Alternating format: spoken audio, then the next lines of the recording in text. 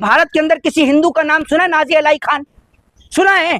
खान का मतलब क्या होता है? खान, शेख, सैयद, पठान, जब ये शब्दों का इस्तेमाल आता है तो लोग समझते हैं सामने वाला मुसलमान है। भाई नाजिया इलाही जो अपने पीछे खान लगा रही है वो कहां से वो हो गई हिंदू? और जो बड़ी बात ये कि जो अपने धर्म और अपने मजहब की नहीं हुई उसको आप हमारे ऊपर धकेल लें। आपके धर्म को बचा रखी है, हमारे धर्म को। नाजिया इलाही खान उनके बाप दादा पैदा नहीं हुए होंगे ना, उससे पहले से हमारा धर्म है, समझ गए? हमारे धर्म को बचाएंगी ये, अपने आप को तो बचा नहीं पा रही, खुद तो भागी भागी फिर रही हैं। पहले अपने आप को बचा लो फिर हमें बचाना, समझ गए? जो आप ये जो ज्ञान बांटते हैं ना मुफ्त का, इस ज्ञान को अपने पास रखे करो जाए। और ऐसी शख्सियत को लोग चाहते हैं कि एक बार अंतिम बार उसके जनाजे में शामिल हों। और बड़ी बात ये कि भारत से लोग क्यों ना जाएं, आप मुझे ये बताइए। जब जब भारत के ऊपर कोई आपदा आई, ईरान कंधे से कंधा मिलाकर भारत के साथ खड़ा रहा। ईरान ने ये नहीं देखा कि पाकिस्तान जो इस्लामिक मुल्क है उसका साथ छोड़कर ईरान भारत के साथ खड़ा हुआ। जब ईरान से कोई भी तेल का टैंकर नहीं गुजर रहा था तब ईरान ने भारतीय लोगों की तरफ देखा और भारतीय टैंकरों को निकलने की इजाजत दी।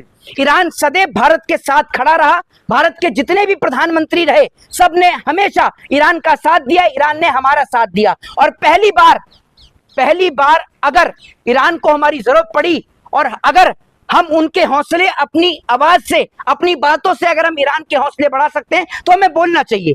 बड़ी बात यह है कि ये पूरे देश को एक मैसेज गया है कि भारत वो कंट्री है, वो देश है जो आज भी धर्मनिरपेक्षता को पूजता है। भारत वो देश है जहां पर आज भी तिलक और टोपी के बीच वो संबंध है कि अगर कोई तिलक और टोपी के बीच इस संबंध को तोड़ने की कोशिश करेगा तो हम लोग उसको जवाब देने का काम करेंगे। जिस तरीके से आयतुल्लाह खामनाई साहब की शहादत हुई, उनकी फूल जैसी मासूम छोटी सी बच्ची जो है उसको भी किस तरीके से बेरहमी से मार दिया गया, लेकिन उसके बाद भी ईरान के हौसले ठंडे नहीं हुए। ईरान ने दिखा दिया कि जंग जो है वो हथियारों से नहीं हौसलों से लड़ी जाती है। वो अमेरिका जिसका नाम लेने से मुल्क थर थर कांपा करते थे, वो अमेरिका जो ये सोचता था कि मेरे से बड़ी कोई सुपर पावर ही नहीं है, उस सुपर पावर को घुटनों पर लाकर खड़ा कर दिया, उसके अहंकार को निस्तो नाबूद कर दिया। उसके करोड़ों रुपए के, खरबों रुपए के, डॉलर्स के जो हथियार, जो वेपन्स थे, उनको निस्तो नाबूद करने का काम तक सही था कि फिलिस्तीन के लिए खुद बर्बाद हो जाना है। देखिए एक चीज मैं आपको बता दूं कि जब बात इंसानियत और मानवता की आती है, मैं हिंदू धर्म से संबंध रखता हूं और मेरा धर्म, मेरी भगवत गीता ये सिखाती है कि नर ही नारायण है और सबसे बड़ा धर्म और सबसे बड़ा मजहब इंसानियत का होता है। जब फिलिस्तीन के अंदर छोटे छोटे मासूम बच्चों को मारने का काम इजराइल कर रहा था, वो छोटे छोटे मासूम बच्चे रेत उठा के खाने को मजबूर थे। जब इजराइल जिस तरीके से फिलिस्तीन के अंदर छोटे छोटे मासूम बच्चों को तोप से उड़ाने का काम कर रहा था तो तमाम मुस्लिम कंट्री खड़ी होकर तमाशा देख रही थी।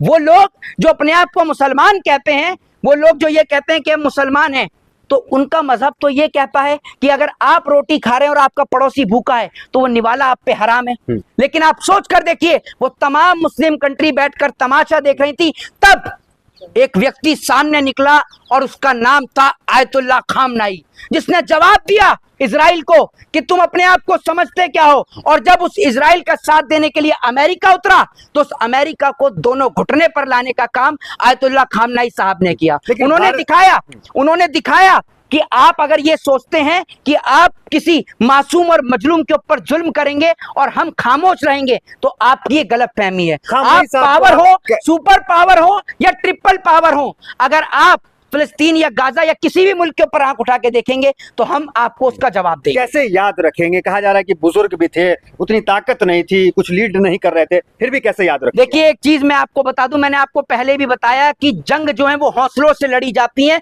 और हौसला आयतुल्लाह खामनाई साहब का इतना बुलंद था कि उनकी शहादत भी उनके उस हौसले को नहीं रोक पाई। और आप ये देखिए, आयतुल्लाह खामनाई साहब के जब ईरान में बमबारी हुई, जब उनके कई लोग मारे भी गए, लेकिन उन्होंने सरेंडर नहीं किया, उन्होंने खुद की शहादत भी दे दी, लेकिन वो किसी के आगे झुके नहीं। और आप जा सकते थे। देखिए मैं आपको, ईरान छोड़ के क्या वो सरेंडर कर देते? वो ये कहते हैं हमें जंग नहीं लड़नी तो भी जंग शांत हो जाती। लेकिन अगर आयतुल्लाह खामनाई साहब रुक जाते तो मैं आपसे ये कह रहा हूं कि आज जो फिलिस्तीन जिंदा है वो शायद फिलिस्तीन नहीं होता, और फिलिस्तीन के अंदर मासूम बच्चों के ऊपर जुल्म होता रहता। बड़ी बात यह है कि भारत की तरफ से जो प्रतिनिधित्व मंडल गया उसमें सिख समाज के लोग गए, हिंदू समाज के लोग गए, और उन्होंने दिखाया, क्योंकि आयतुल्लाह खामनाई साहब का संबंध भारत से भी है और भारत से एक पुराना नाता है उनका।